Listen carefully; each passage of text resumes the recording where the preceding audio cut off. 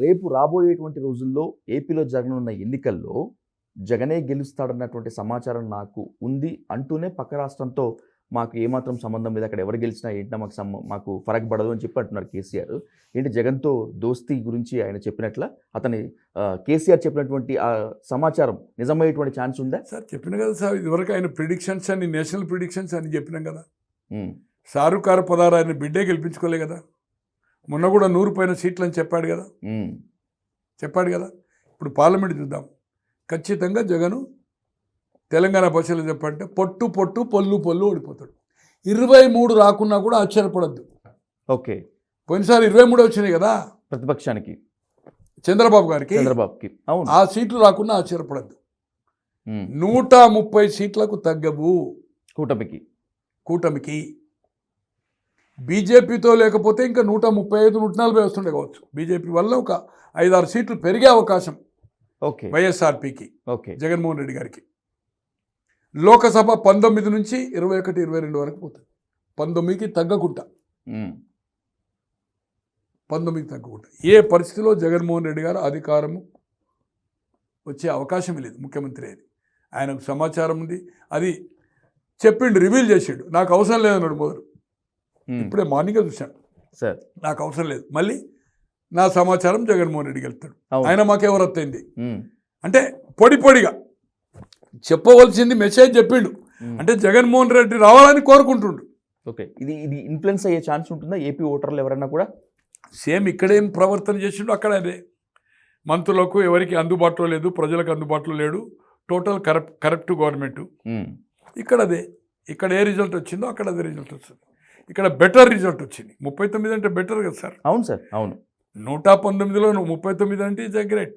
ఒక 6 సీట్లు ఇట్లా ఈయనకు వచ్చి కాంగ్రెస్ దగ్గర ఉంటే 57, 58 వచ్చినా కూడా ఈయనే ఫామ్ చేస్తుండే కదా.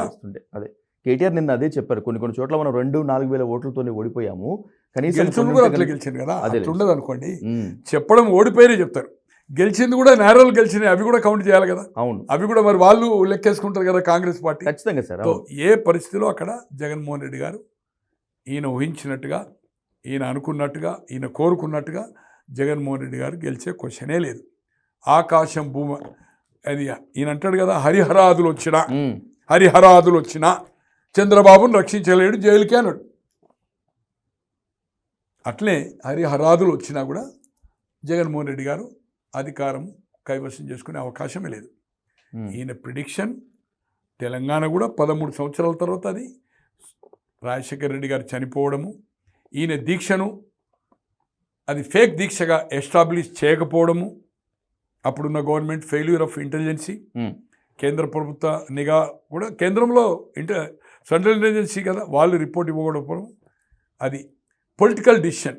అక్కడ జగన్మోహన్ రెడ్డి గారు రివోల్ట్ కావడము అక్కడ పోతుంది. కనీసం ఇక్కడన్నా మనం వస్తే ఈయన మెర్జ్ అవుతాడు కనుక ఈ 17కు 17 వస్తానే రాజకీయంగా డిసిషన్ తీసుకున్నారు. తెలంగాణ మనోభావాలకు అనుకూలంగా కాదు, పొలిటికల్ డిసిషన్ ఆ రోజు సోనియా గాంధీ గారు తీసుకున్నారు. దాంట్లో ఏదైతుందో మిస్ఫైర్ అయింది. మధు యాష్కి లాంటి వాళ్ళు, ఇదే సుఖేందర్ రెడ్డి లాంటి వాళ్ళు చాలామంది 17కు 17 గెలుస్తాం. గోవర్ధన్ రెడ్డి, చనిపోయిన గోవర్ధన్ రెడ్డి 17కు 17 జీతే 17కు 17 వెళ్తాం తెలంగాణ ఇవ్వండి, ఎవరితో సంబంధం లేదన్నారు. వీళ్ళందరూ అప్పుడు సిట్టింగ్ ఎంపీలు కదా. అవును సార్. ఆయనతో ఎలయన్స్ అయితే మన సీట్లు పోతే ఆయన ఎలయన్స్ కావద్దని ఉండే ఎంపీలకు.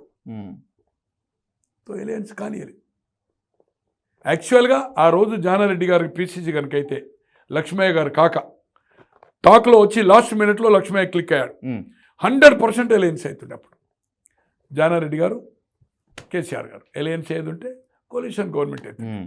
Situation is different. కాంగ్రెస్కి 10 ఏళ్ళు ఇన్ని ఇబ్బందులు పడిపోతుండే. జానారెడ్డి గారు ఒక 2 years, 2.5 years, ఆయన 2.5 years. అవసరమైతే కేసీఆర్ నువ్వే మొదలు ఉంటుండే. జానారెడ్డి గారు పిసిసి అయ్యేది ఉంటే ఖచ్చితంగా ఎలయన్స్ అవుతుండే. ఎలయన్స్ అయ్యి గవర్నమెంట్ ఇద్దరు కలిసి ఫామ్ చేస్తారు. ఓకే, 10 ఏళ్ళు ఇట్లా ఏకపక్షంగా దోచుకునే అవకాశము ఈ రాష్ట్రంకి. ఇటువంటి దుస్థితి అంటే ఒక ఎన్నిక వస్తే 100 కోట్లు ఖర్చు పెట్టే పరిస్థితి, కాంగ్రెస్ టీఆర్ఎస్ గవర్నమెంట్ ఫామ్ అయితే ఇటువంటి పరిస్థితి కలగకపోతుండే. అమ్మకాలు కొనడం అనేది జరిగే అవకాశమే లేకుండే. ఓకే, ఎమ్మెల్యేలు ఎమ్మెల్సీలు ఈరోజు ఒక పశువుల్లో సంతల లెక్క అమ్ముడుపోయారు ఎమ్మెల్యేలు కానీ ఎమ్మెల్సీలు కానీ డబ్బులు. ఈ పరిస్థితి ఉండకపోతుండే. జానారెడ్డి గారు కాకపోవడము కాంగ్రెస్ పార్టీకి ఏదైతుందో, ఈ రాష్ట్రానికి ఏదైతుందో దురదృష్టం. ఆ రోజు జానారెడ్డి గారు అయితే 100% ఎలయన్స్ అయిపోయింది. కేసీఆర్ ధైర్యం చేసేవాడు కాదు.